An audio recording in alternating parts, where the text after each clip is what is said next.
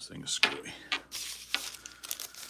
So here we are on this lovely Friday afternoon. We opened a little early. So I've already made some sales for the day, which is always nice.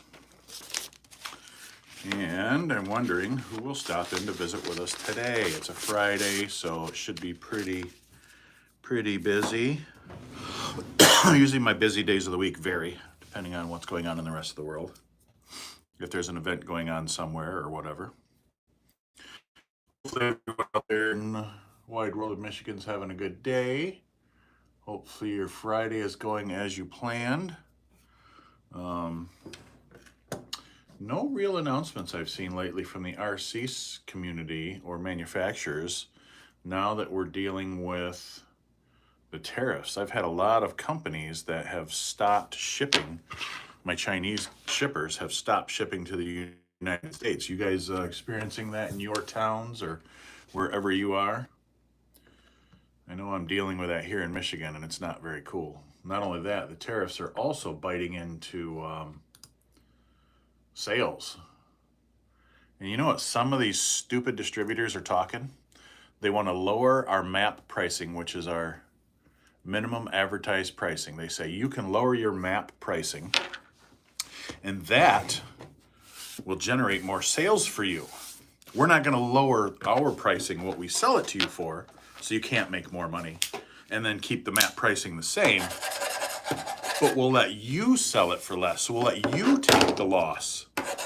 And one of the companies that, sorry, OCD, getting the better of me, had to clean my desk off. And one of the companies that thinks it's a good idea justified it and told me that all the hobby shops that they distribute to tell them that they think it's a great idea. You're a fucking liar. There's no way that, sorry, this is going to get a little political, just from the RC shop side, not political as politics. I don't care about politics. But there is no way you can tell me you lowering my MAP pricing, meaning what I can sell it for, the minimum. I can lower my MAP pricing, I'll create more sales, I'll therefore lose money on the profit I have. And it's not a lot. Some of my parts, some trucks that are $500, I might make $50 on. So is that really a lot? And then they're like, no, you can lower it.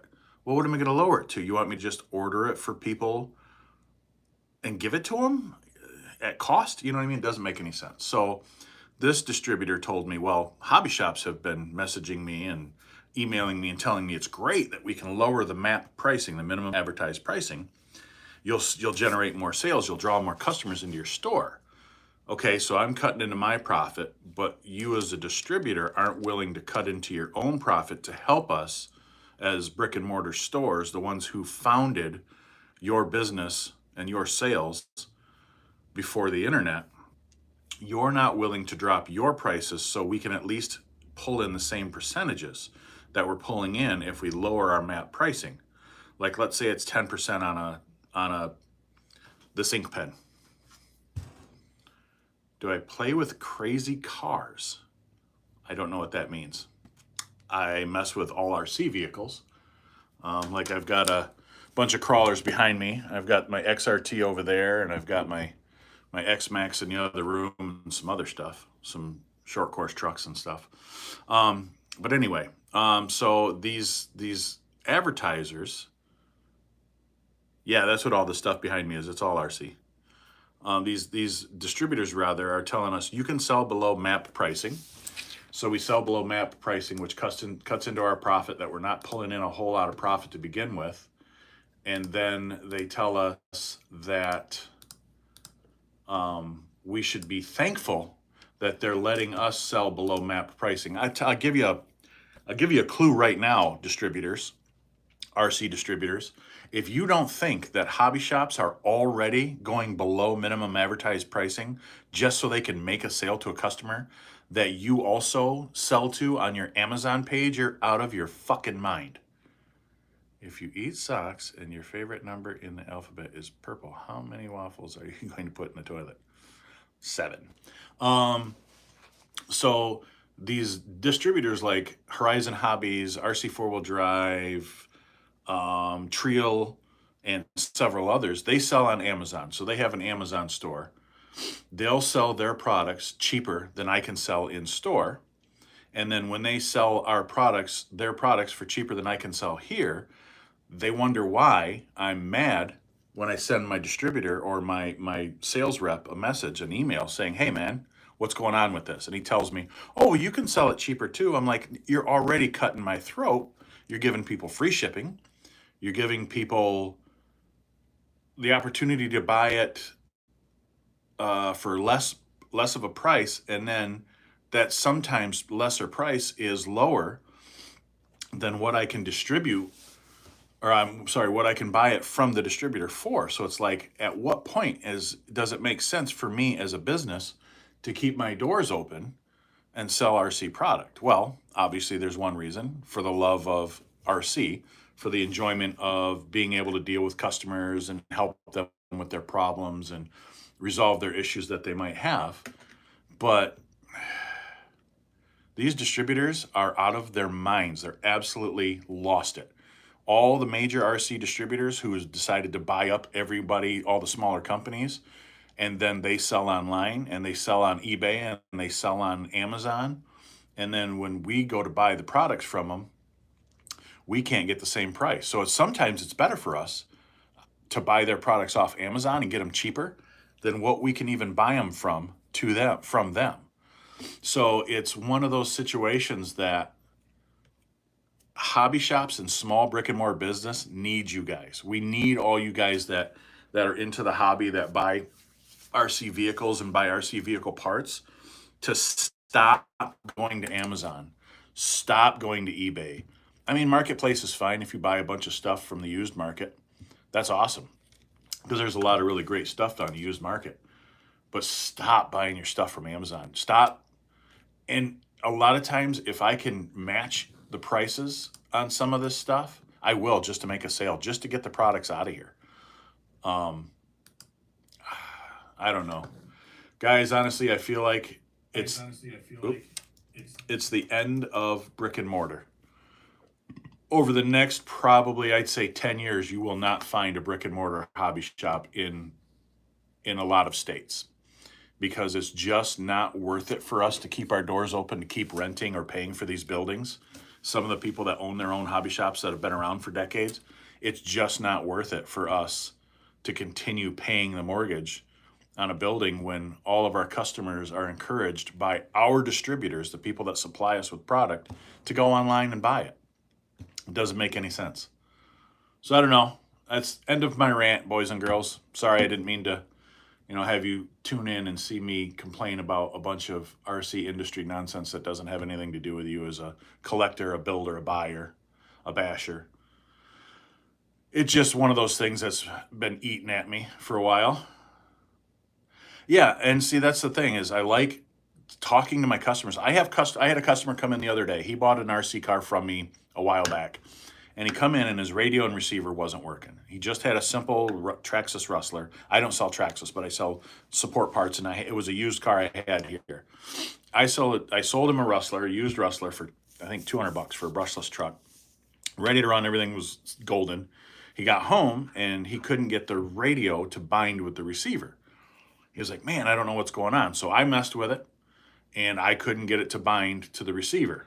So I said, "You know what? I think it was Saturday night. I was trying to get out of here. And I said, "You know what? I'm just going to take your receiver out of your truck. I'm going to take your radio.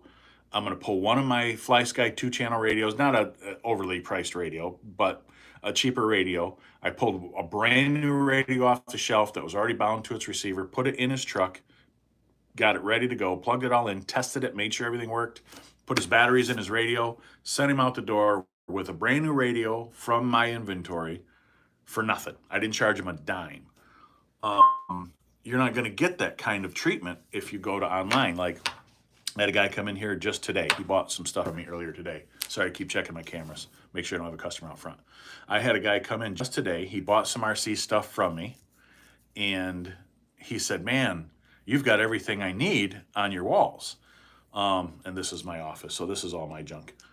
He says, man, you've got everything I need for my truck. Everything I bought online was the wrong thing, even though it said it would work for my truck.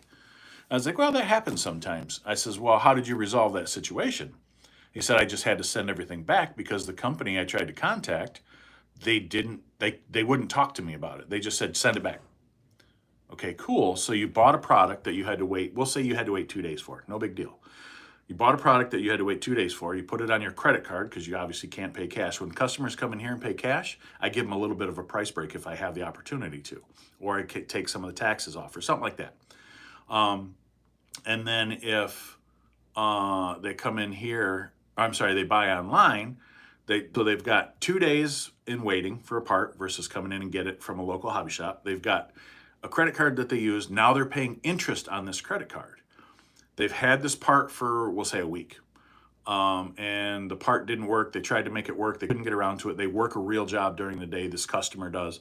Not my customer, just internet customer. So they have this product sitting on their RC shelf for a week. They have this RC vehicle that's down for a week. So it's sitting around for a week. It's been on a credit card. They had to wait to get it.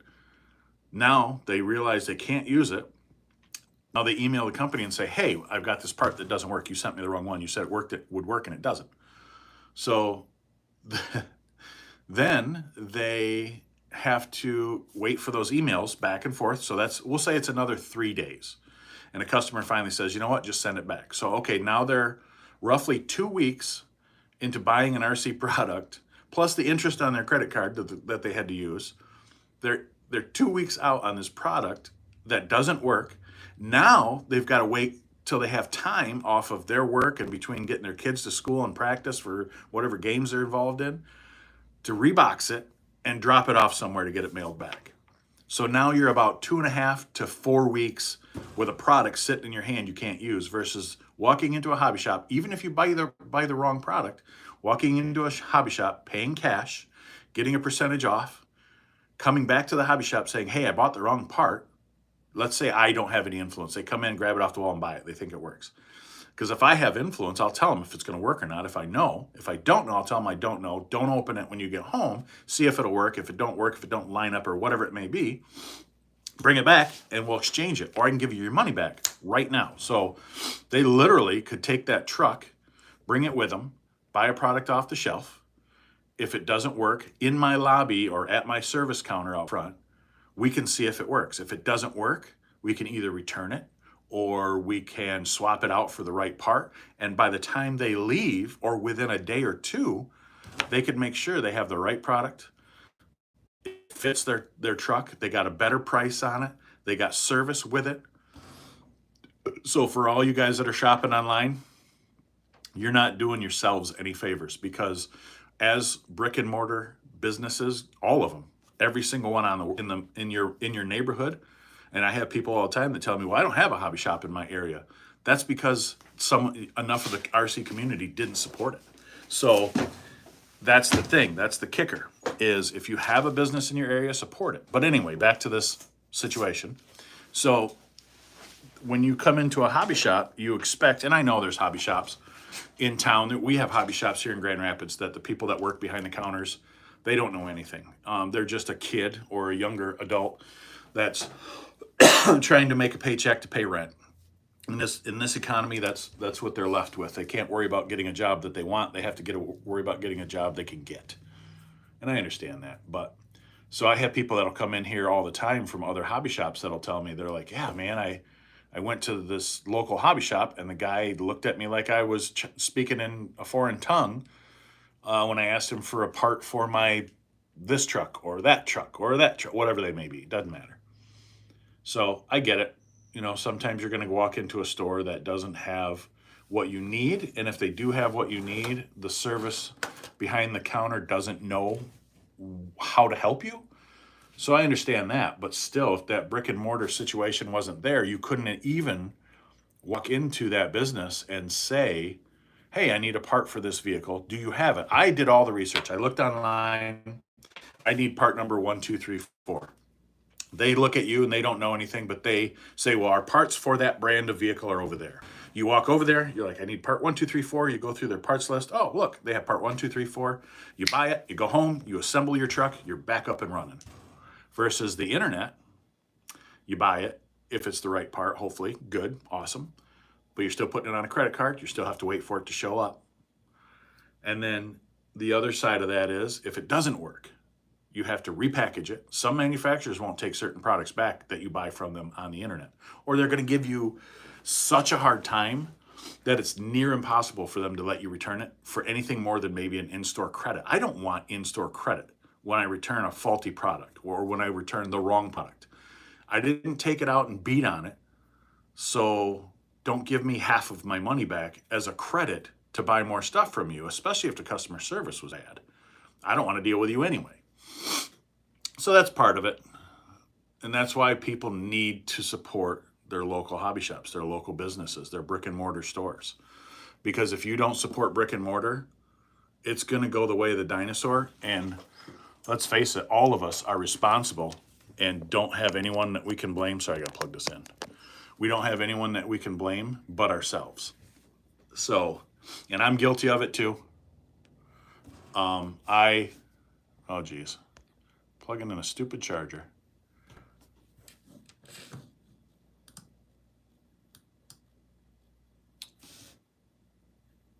Are we back? Sorry, guys. I had to plug in a charger and my computer needed to trust my phone, which is dumb. They're both Apple. Anyway, so it's one of those things.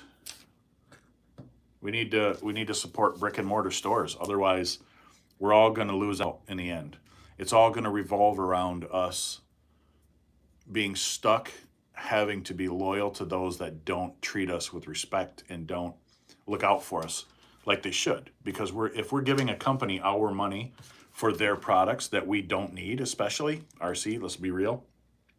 No one needs an RC card. No one needs a toy of any kind to live. We need food, shelter, and clothing. So for these companies that want to treat us like crap, and then on top of that, we're putting the small mom and pop shops out of business in our own neighborhoods, which actually then takes money out of our communities and sends that money overseas or sends that money wherever. It doesn't matter, but it takes it out of our communities. Then our local communities don't have money to continue to support programs that help our local communities. So I don't know. Again, sorry guys, another rant. I didn't mean to go on, and I really truly don't. I'm not political. I don't care about politics. They don't do anything for me. They don't do anything to me. I don't do anything with them. But it's all relative. So yeah, here's my cough talk.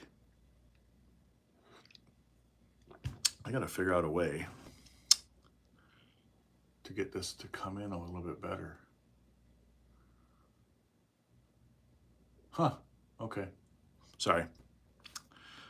ADD moment? I don't know. So how are you guys doing out there in RC land? Everyone having a great Friday afternoon, hopefully? What trucks are you going to take out and bash tonight when you get out of work if you're at work? If you're at work, why are you on your phone? Put your phone away. Go back to work. I'm just kidding. Hang out on the channel. Oh, do me a favor. Give me a like and a share and subscribe and all that nonsense. I don't do crazy, stupid videos that'll just make you mad. I don't do clickbait videos. I don't do childish or ridiculous videos. So yeah, give me a like and a subscribe and share my video with your friends. Or my channel. Yeah, I'm actually probably going to charge up some batteries myself here shortly and go out and probably either bash. I'm thinking maybe the XRT. I've got a backslash that's calling my name too. So maybe I'll break that one out, get that one out on the side street here. I've got a side street that's a dead end next to my building. So it's kind of nice if I want to pull something out and rip it down the one. I don't really, RC brand, it depends on what for. Now I have specific RCs that are purely for bashing. And if we're going with a bashing RC, something that I want to just take out and beat the crap out of, probably Traxxas or Arma. Well, I don't know. I've got the L.L.C LMT, the 10 scale one. I really like that truck. You can beat the shit out of that truck. It'll take it. I run it on 3S. Crawling, ooh. I'm a bit of a scale guy, so I really kind of like that Defender there, that FJ40 there. That's the Blazer special edition. That's a Nico Toyota FJ that I a guy I bought it from custom built. I have one just like it that I built. It's just out in my display area. That's a TRX4 with a hard body on it. So I don't know. I'm a scale guy. So if I'm going with scale, I like the RC four-wheel drive stuff for the leaf springs. I like it for the scalability of the trucks. They're all relatively close in scale, in size. So one truck isn't bigger than another. If I'm going with performance, we'll call it box stock, but a brand that manufactures all of their parts, I would say Vanquish. I hate to say it because they're a really expensive truck, even the kits, but I like the consistency of the truck's parts. The kits are really nice. All the parts go together the way they're supposed to. They're based out of California, which doesn't really mean anything because everything comes from China. They claim they do everything in-house. They don't. That's a lie. They do some stuff in-house. I guarantee they have predominance of their parts that come out of China. If you see their prices that have changed enough to reflect the tariff percentages, you'll understand. And then if you get into the deep competition-oriented trucks, like I've got a G-Speed chassis there that's all built out, low slung belly. There's Rock Pirates that's got some really cool stuff. Holmes Hobbies has got a really cool chassis. I don't think they manufacture it though. I think someone else manufactures that. Holmes Hobby or Team Garage Hack has some really dope stuff. Reefs RC, I don't think he wants to tell anybody, but I think he's got his own RTR coming soon. I'd be willing to bet Sharif has got his own RTR truck coming soon. My first RC car was actually, let me turn my camera here a little bit, was a Tamiya Stadium Blitzer that I bought this isn't it, but I bought one just like this years ago. Had the mechanical ESC in it and all that. I bought it from a local hobby shop for $225. It came as a kit. I worked hard for that money. I shoveled snow, I raked leaves, I helped buddies do paper routes, stuff like that. And it was $225 from a local hobby shop that had a racetrack across the street from it. And I bought the Tamiya Stadium Blitzer, assembled the truck myself, put it all together. And I had it for a year or two. And I think then I got, like everyone else, I got into the Tamiya buggies, like the Grasshoppers and I can't remember some of the other ones, the Phasers or whatever they were called back in the day from Tamiya. And then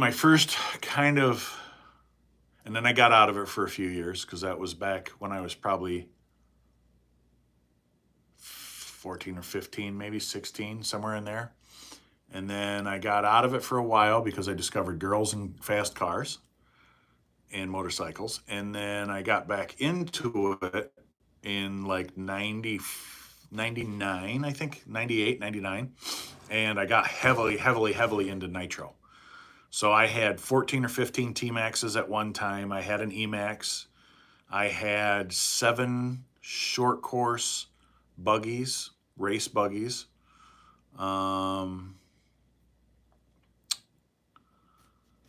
Let's see. 7 short course buggies from Kyosho mostly, Kyosho and L.L.C, nitro. And then I had the T-Maxes, and then I had a couple fist scales, and I was just getting ready to get into the quarter scale stuff, and then I got out of it again because a lot of the local tracks started shutting down. So we started losing places to run anything nitro on a racetrack. The small tracks that were in a part of our town, Granville, they closed that one because stupid kids kept burning down the driver's stands and stuff like that. It's just petty stuff. No one was maintaining the tracks. And then there was a small track, like I talked about, across from that hobby shop. I don't think that was theirs because it was across a major street in a dirt area. And it was fenced in and all that. But I don't think anyone maintained that. And I think the people who bought that property paved over it, turned it into part of a parking lot. So yeah, I got back into it in we'll say 99. And then I was into it pretty heavy all the way up until let's see, when did I get out of the hobby again? I got out of the hobby again in, man, when crawlers first come out, I had an SEX 10-1 that I bought from a hobby shop, and I had a Traxxas Platinum Slash that I bought from another hobby shop. So whenever the Platinum came out, we'll say that was 2012 or 14, somewhere in there.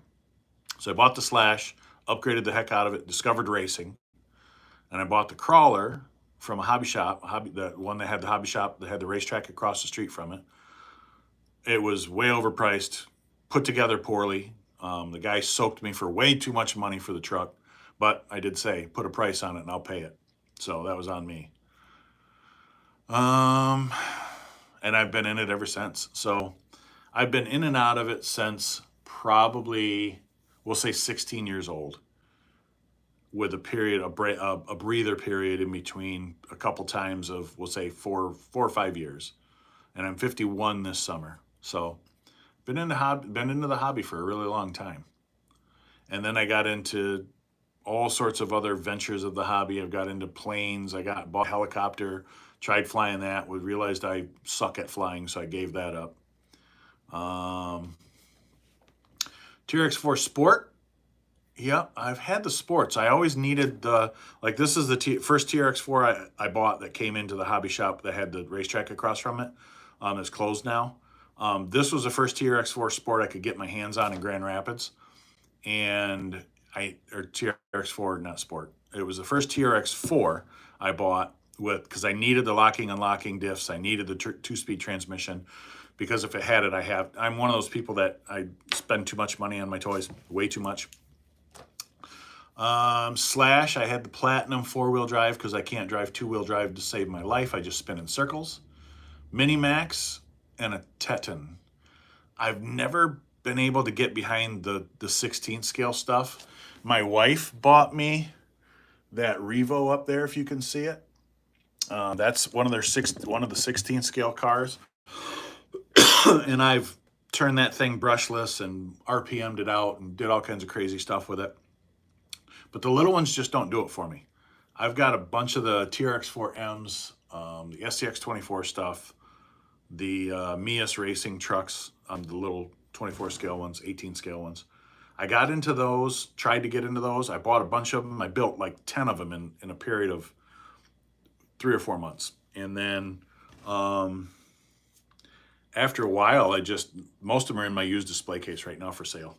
They're all brushless out, brassed out, and I'm getting rid of them because I just don't run them. And then I've gone back to the Traxxas XRT, which is that guy there. And then I've got the X-Max, and then I've got another 4-wheel drive. They call it a backslash when you turn the 4-wheel drive slash into an A-scale buggy with the LCG. Do I sell used cars? Yeah, I've got used cars I've got a display case out front just dedicated to used cars. Like I've got a 21.5 car out there. I've got my short course truck. Well, it's not out there, it's on the wall. I'm selling a lot of my trucks. That's why you see the shelves behind me that are empty. I've got a lot of my trucks in my sales area for sale. So I'm getting rid of a lot of those as well. Just because I don't have the opportunity to get up and crawl anymore. I would love to. I bought a new Harley, so I'm on my bike more than I'm doing anything else. But yeah, I sell used cars, used trucks. I get all kinds of stuff in here. I've gotten planes in here. I've gotten boats in here. No, I haven't. Yes, I have gotten boats in here. What would you usually list a slash 2-wheel drive for? That's hard because those are a dime a dozen. I think I just sold the Rustler, which is essentially a two-wheel drive Rustler, a 2-wheel drive slash, kind of the same thing, just different control arms and body, roughly. I know it's not exactly. I think I sold that for $200, and it was full of aluminum, GPM stuff, some Integy stuff, and it had some RPM stuff with it, and it was brushless, 2-wheel drive. Yeah, I sold it for $200. So a 2-wheel drive slash, if it's in mint condition, and I mean mint, with bone stock, no aftermarket parts, you could probably get $150 out of it here in Grand Rapids. If you find the right buyer. It's really hard because, like I said, marketplace around here is a dime a dozen. Everybody buys them, and they realize they should have bought the four-wheel drive usually. So unless you find a newbie that doesn't know any better, and that's why it's got to be mint, it's got to be near new. If you have one that's in good condition with some aftermarket stuff, maybe a motor and ESC upgrade from a different manufacturer, you might be able to get 250 with some extra wheels and tires, stuff like that. Maybe it just, again, oh yeah, see, there you go. So you know, they're not really worth a whole lot. I see people all the time that will um, they'll buy a slash. I'll go out front and refill my coffee. They'll buy a slash and they'll spend the $350, $400 on it, and they'll get it.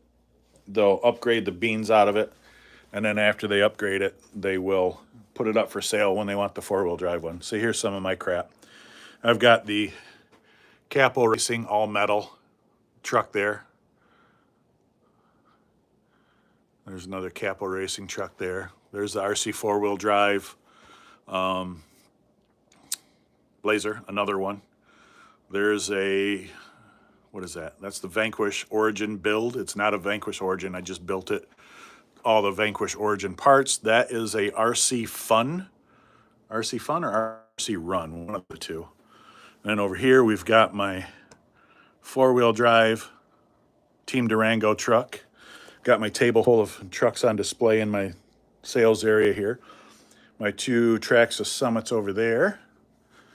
And then over here we've got another Capo Racing 6-scale truck, a Vanquish, what is that, a Pro? VS410 Pro with D44s on it.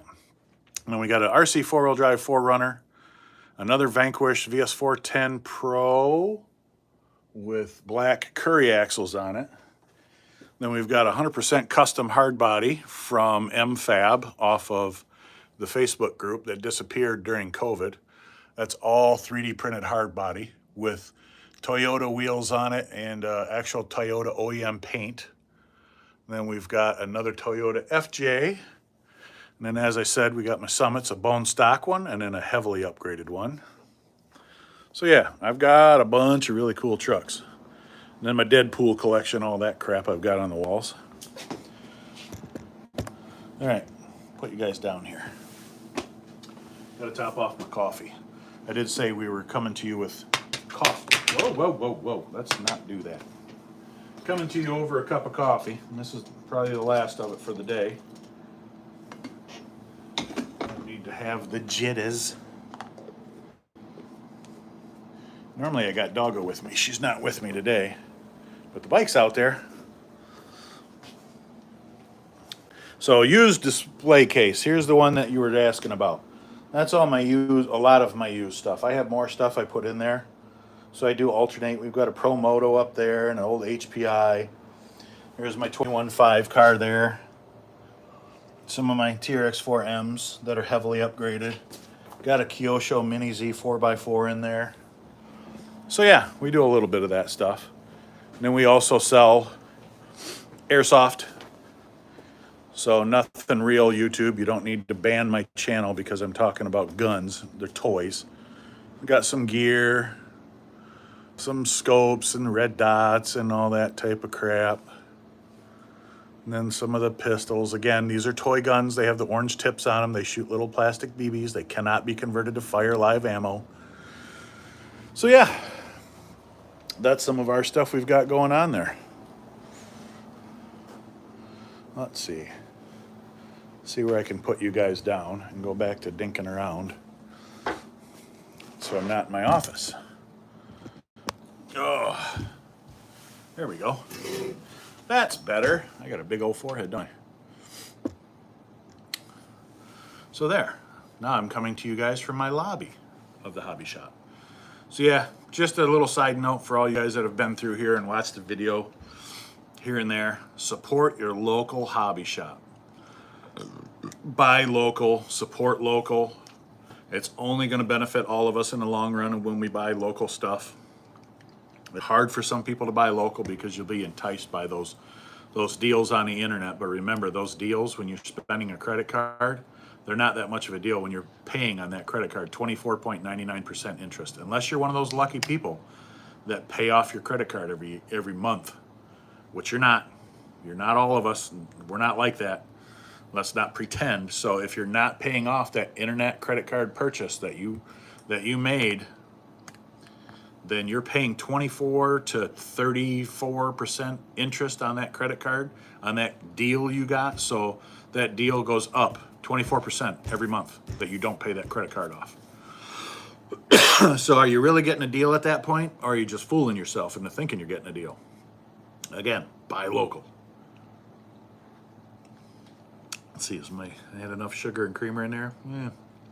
She's a little strong. I put 4 scoops in of coffee. So, yep, that's what we're doing this weekend. We're doing some RC nonsense. Actually, I also own a tattoo shop. So if you don't know, if you're not local, I own Anarchy Inc. Tattoos, which is next door to my hobby shop. So I also tattoo, as you may have noticed from all the artwork. So I'm tattooing this Sunday. I'm working on a biohazard half sleeve for a customer. That should be pretty fun. So I'm working pretty much 6 days a week this week. Pretty much every week. I'm booked almost every Sunday all the way out until September, I think. So, anything you guys want to chat about? Anything you guys got going on in your exciting lives? Any new toys you plan on getting? Any new toys you have? My 1 follower that I still have? Or my 1 viewer? 2 viewers. Oh, shoot. We're going to break the world record. 2 viewers. Oh, and by the way, like, subscribe, share, all that nonsense. I get so annoyed with some of those videos that all they do is hit the bell. They have their own graphic. Subscribe, notification, turn on a bell, whatever. I just appreciate the views and the chat comments and stuff like that. And when you guys engage, talk to me about all the cool stuff you've got going on, or the cool stuff you see, or the new stuff coming to the hobby.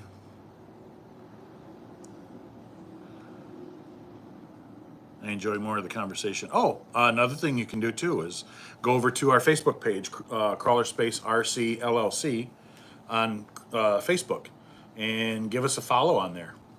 And battery's going dead again. Give us a follow, shoot us a comment, follow our videos, our live videos, give them a like. Just lets me know you guys like what I got going on, like what I'm doing. All right, well, I've talked for almost 40 minutes. We're 38 minutes deep. So I think I'm going to call it for now. We're at 1:33, so the shop has got our advertised hours is open, even though I've been here since noon-ish. I hope everyone has a great Friday. Go see your local hobby shop for new toys and parts and pieces. Even if they don't have them order them for you. A lot of times we can get stuff in a couple of days, like some stuff from some of my distributors I can get here in 2 days because it comes from Illinois. But yeah, anyway, like, subscribe, share, check us out on Facebook, follow us on Instagram. We have an Instagram too, I think.